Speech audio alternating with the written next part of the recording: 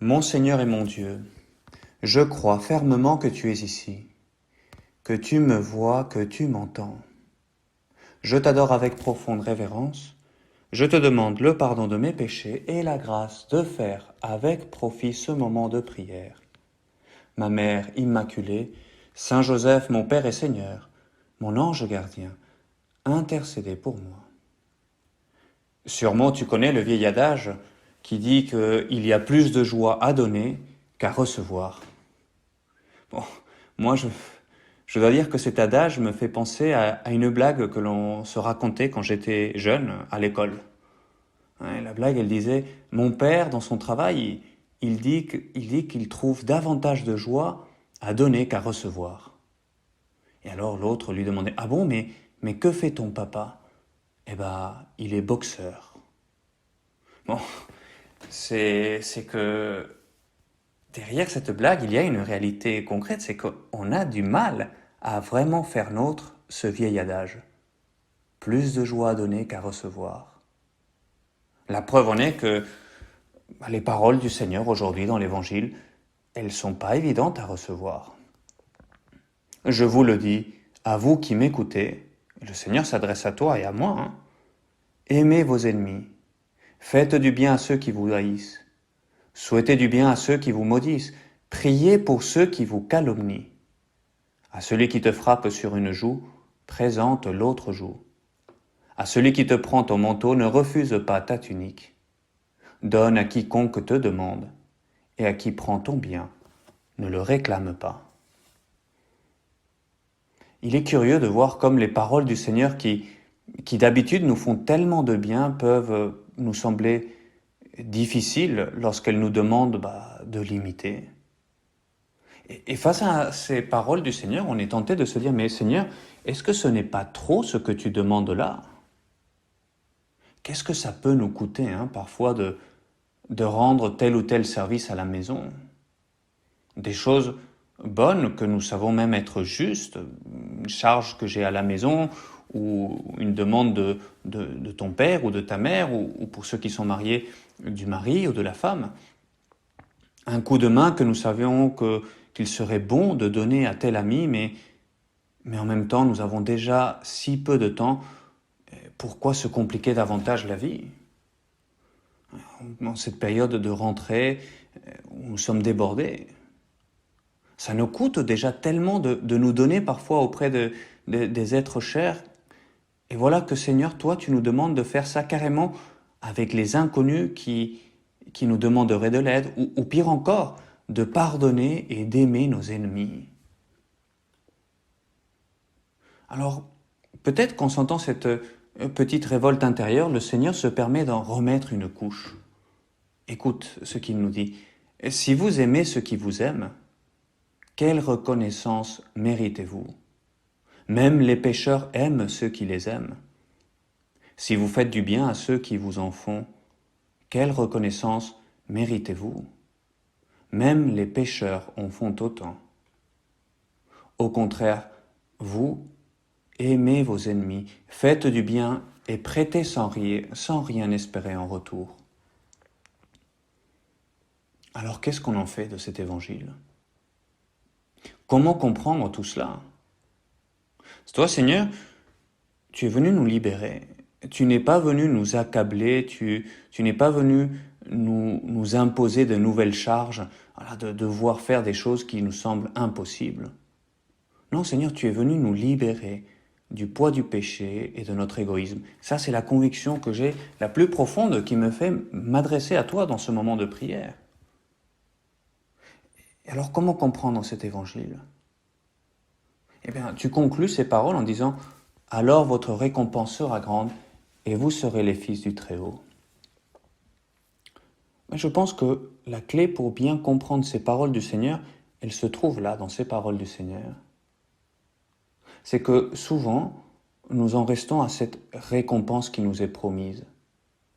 Et alors on fait l'effort de faire le bien pour obtenir la paix familiale, ou pour obtenir l'amour de telle personne, ou pour, le Seigneur m'a fait du bien, il m'a promis un bien plus grand, si jamais je me donne aux autres, je vais faire l'effort.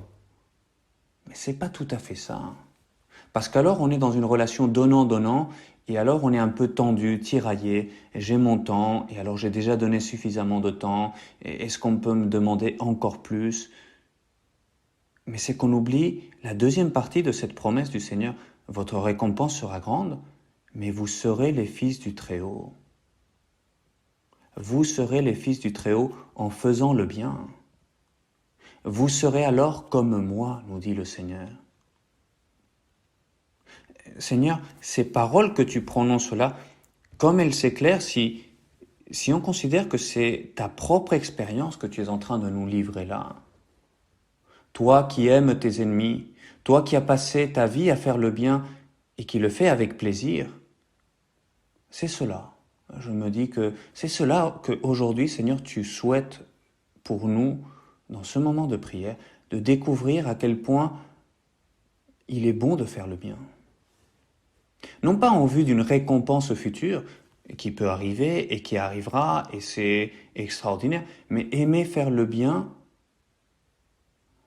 pour le bien lui-même, pour la joie de faire le bien. Tu nous souhaites de découvrir à quel point ça nous fait du bien de faire le bien. Tu nous souhaites aujourd'hui d'expérimenter cela dans mon quotidien. À quel point il y a davantage de joie à donner qu'à recevoir. Et cela, je le vois, Seigneur, dans ta vie. Tu as passé ta vie tout entière à faire le bien. Et tu faisais le bien, non pas simplement pour faire plaisir aux hommes, tu faisais le bien parce qu'il est bon de faire le bien, et tu trouvais ta joie à faire le bien. Et tu nous invites, en nous demandant de faire de même, à découvrir cette joie, à découvrir la joie de donner, plus de joie à donner qu'à recevoir. Le Concile Vatican II, en regardant l'exemple du Seigneur, affirme la même chose lorsqu'il déclare que l'homme, c'est le Concile Vatican II, la déclaration dit « L'homme ne se réalise pleinement que dans le don sincère de lui-même ». C'est ça. Tu veux, Seigneur, m'apprendre à trouver la joie dans le fait de faire le bien et de le faire avec joie. Et ça, c'est beau.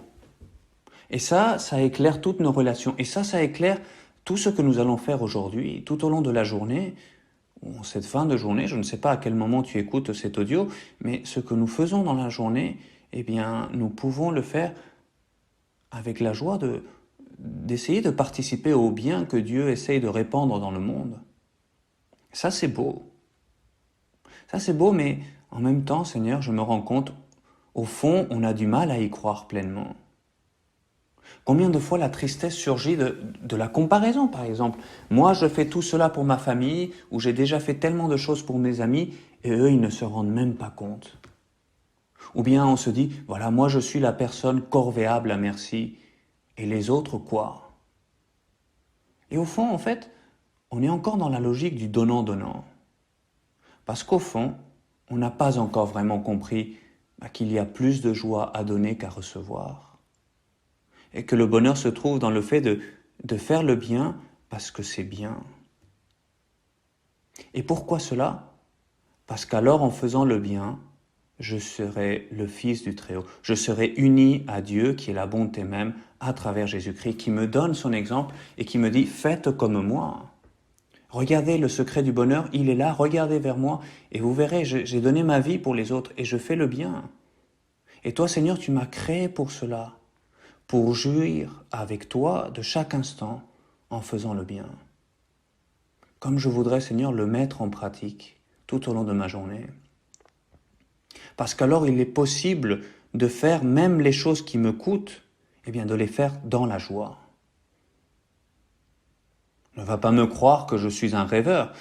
Non, cela, Jésus, je sais que c'est possible. Parce que toi qui as vécu en faisant le bien, tu habites dorénavant en moi par le baptême.